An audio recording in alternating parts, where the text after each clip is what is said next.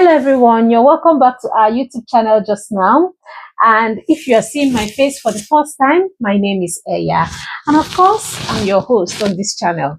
And this is EY Trudy, and the channel is focused on wellness, your well-being, your mental well-being, emotional well-being, and the world around you. And we are also focused on not just living well, but kind of creating a life that feels like home.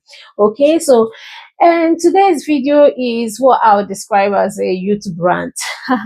I'm just here to rant away. Yeah, so but hey, creators in the industry do know that at the moment YouTube kind of released a new I would say new rules which is going to be coming into effect, and that would be from February of 2027. And one of the most outstanding of the rules is that YouTube had now increased what you require to meet to be monetized in the channel for the AdSense monetization. Okay, they've now increased the number of valid watch hour you'd need to get from 4,000 to 8,000. Okay, and of course, if you are experienced in YouTube, if you're a creator on YouTube, you even know how getting like a 4,000 watch hour, growing the channel gradually can be, you kind of put in the effort to even get to that milestone. So now that has been increased to 8,000 coming from February of 2027. So I was having a conversation with my brother, and likely I didn't even know this was going to happen, but I kind of predicted it. I said to my brother that the way the content creation industry is progressing, okay, that somehow the industry leaders needs to kind of figure out what I use the word gatekeeping, or what I even call fragmentation. I will discuss every of this as I progress. I'm not scripting this video, so I'm just talking from um, my own mind or what I think. Okay, so now what happened is I will give you an instance. Growing up in the eastern part of Nigeria, fish business or trading frozen food is such a very lucrative business to take part in. So if you were looking to start a fish business, you would need to then go and join their association and kind of then get approved to start trading, because it's such a lucrative business that is kind of shielded. Okay, the entry level is kind of protected with that kind of joining the association. Let's put it that way. So, but you see, with content creation, the industry of content creation is so massive. It's highly massive, such that if it is not kind of looked into just now, or if it is not designed, or if the model is not designed such that, there's a little bit of control, what could happen is that it becomes out of control with time. And this is what I've now seen YouTube trying to do in recent time. Okay, because I was telling my brother that it's possible for maybe like Facebook's, YouTube, maybe other platform, TikTok, to have what we call gatekeepers, okay, or kind of monetized channel that would now function as a company in different industries to now interact with the creators, okay? Because at the moment, it's more like an open market whereby anyone can go viral, anyone can pick up their phone, record something, and they can actually go viral. And sustainability is not then guaranteed. Even quality is not also guaranteed or measured as well. But now, what is happening is that even with the inception of AI, even with what is it called, the availability of internet and the availability of information, the amount of information that people are now having access to, could then mean that if there is no control, the YouTube as a platform, or other creative platforms as well, could be overflooded with information, with various opinions, and all of that. So that brings me to the topic we are talking about today, which is fragmentation. So I don't know how the market works, but we are now living in a world that you can say we are living in one world, whereby someone in it, it doesn't matter your location anyone anymore. It doesn't matter your background. It doesn't matter anything at all. You can actually literally be in United Kingdom and you are speaking to audience in maybe India. You're speaking to audience in maybe United States. You're speaking to audience in Australia, a totally different continent. Basically, anyone that has like a phone and access to internet can actually come across your information and listen to your opinion and what you have to say. I mean, that is good, but I don't know how safe that is, or I don't even know how that encourages a fair competition. Let's put it this way. What do I mean by fair competition? Not all creators in the market have access to the same kind of equipment, the same kind of exposure, the same kind of knowledge.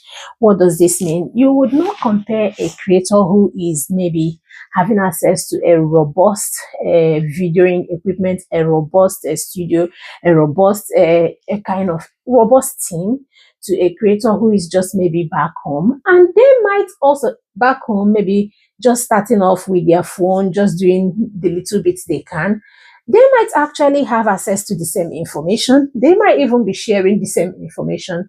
But the challenge is that they are then having similar audience because the audience is one, because there is no fragmentation of audience, because maybe the audience you have, you would say, you don't tell people what to subscribe to. People choose what to subscribe to, and when they subscribe to yourself, then they're allowed to watch your videos. Yes, that's true, but in the first place, how do they get to see it?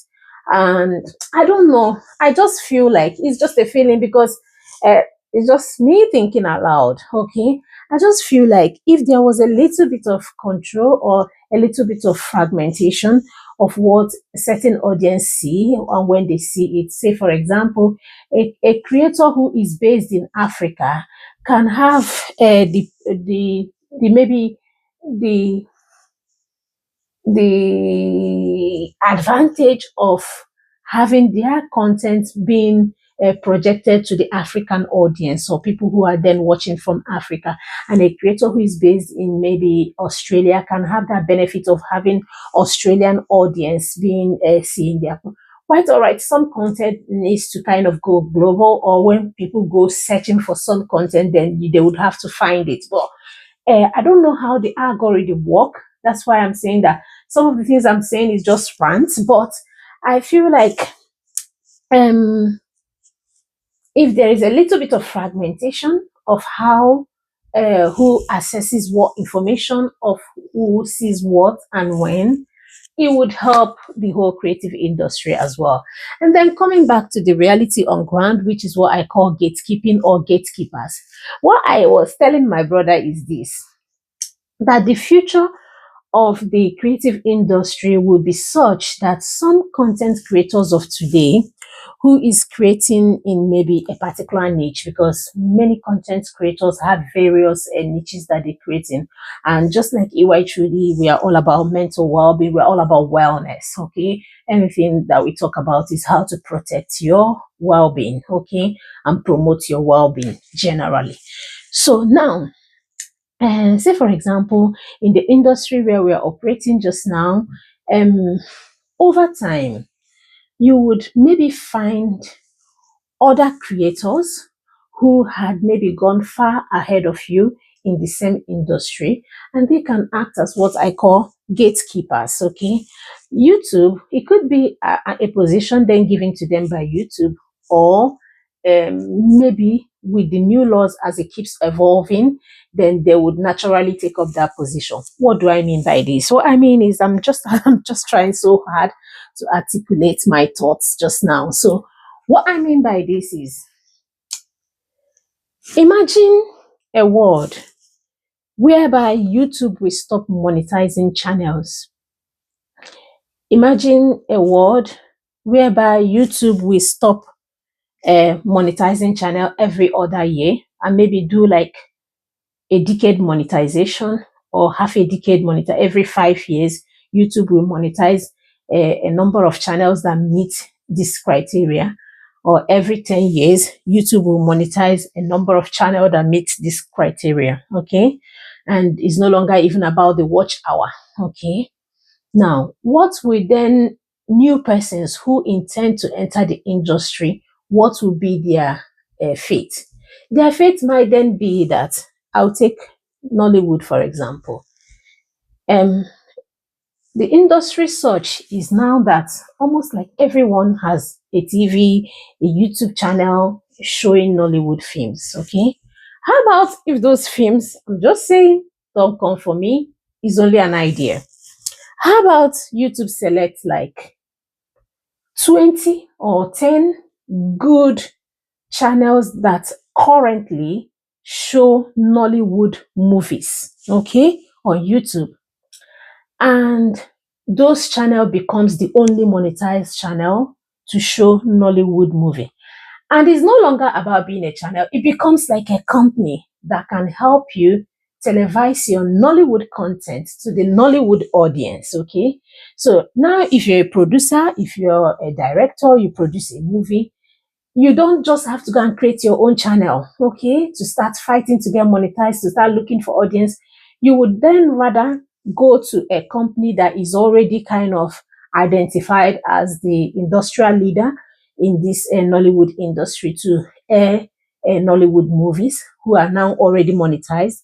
And there's no option of you ever getting monetized. So you have to kind of partner with them. Maybe you give them a percentage, maybe like 5%, and they are going to air your video to their audience and to other Nollywood audience as well.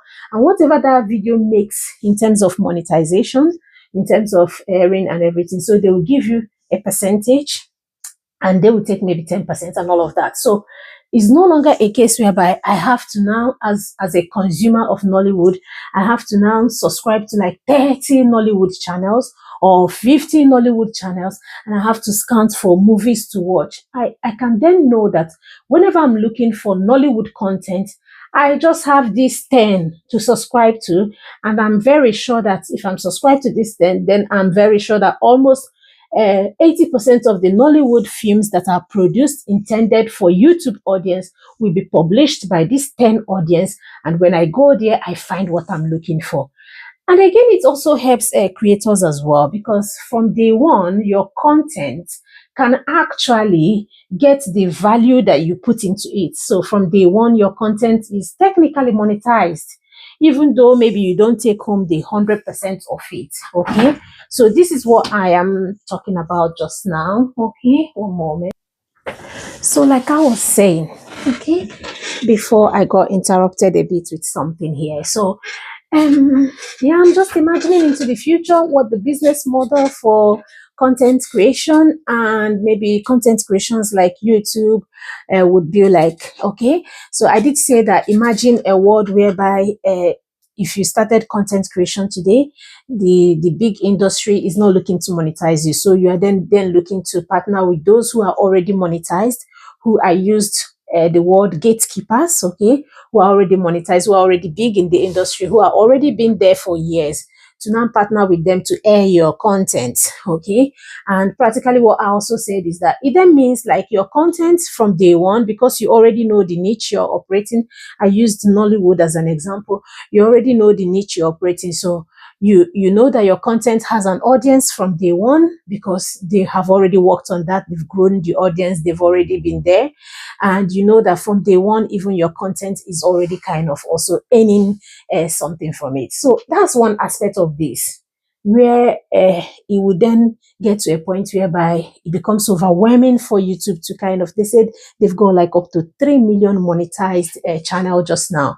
That's more than enough to gatekeep the rest of the content that would flow through the channel. So what then you're going to be looking to do as a new person who is just coming into the industry to start content creation is to look for an industry, or to look for a channel that is already in the industry or working in the industry that does something similar to what you intend to create. You'll probably be adding value because you're going to create something more recent, something more new, but then you have to kind of work with them to air your videos and get your videos making money from day one.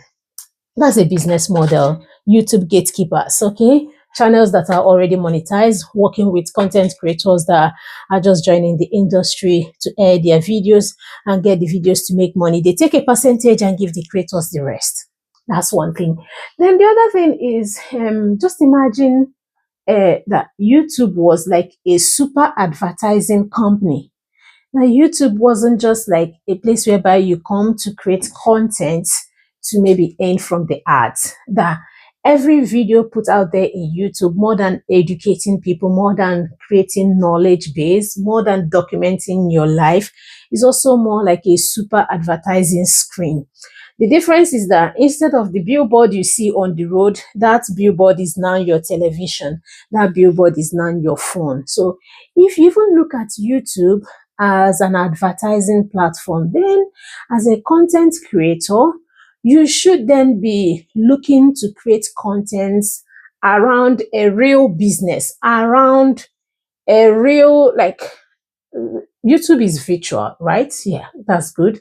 And you can actually have virtual businesses as well. Yeah. So, but around a business idea, okay? You don't just create content for the fun of creating content. You don't just create content for maybe for brands, because brands then are kind of real businesses. These are real kind of brands that you've created something that is similar to what they are doing, okay? And then they are partnering with you. Okay, so that is one aspect of YouTube that every content creator starting out just now should also be aware of, that instead of just creating content for the fun of it or for just hobby sake, okay, you can actually create content that is focused on a real world business, a content that is focused on your own brand, on your own real world brand. Okay, maybe you have a tea brand, maybe you have a product that you kind of designed that is out there, maybe you even developed an app, maybe you have maybe you have a physical store as well. You can then aim to start creating content where you are just creating videos to kind of project, uh, to kind of have a free advertisement for your real world business, or for your virtual business, or for your business ideas. And you can also, of course, work with other brand or other competitors who are already in similar business niche for yourself. So yes, I was just discussing this with my brother. I just said to even share it with my audience as well, because it's one thing to rant that the threshold for getting monetized is going up, up, up. But it's another thing to also think out the box, okay, and think about content creation, and think about the future of content creation, what it would look like, especially with the inception of AI.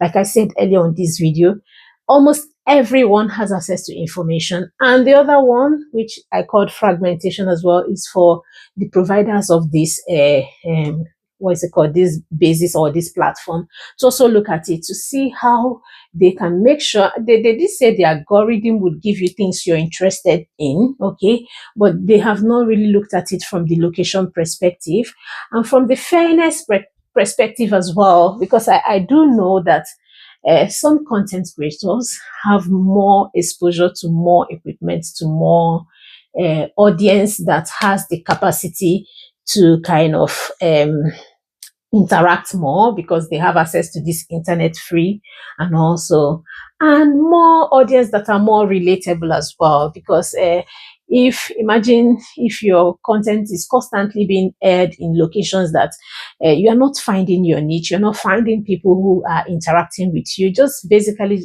for the location purpose as well. So hey, I hope I've just ranted enough. So let me not rant too much. So my lovelies, okay? This is just me kind of ranting away and thinking into the future, what the YouTube business model would look like in the future, what it would look like 5 years or 10 years from now, okay? Because YouTube cannot afford to have the whole world monetized under them. Facebook cannot afford to have the whole world monetized under them.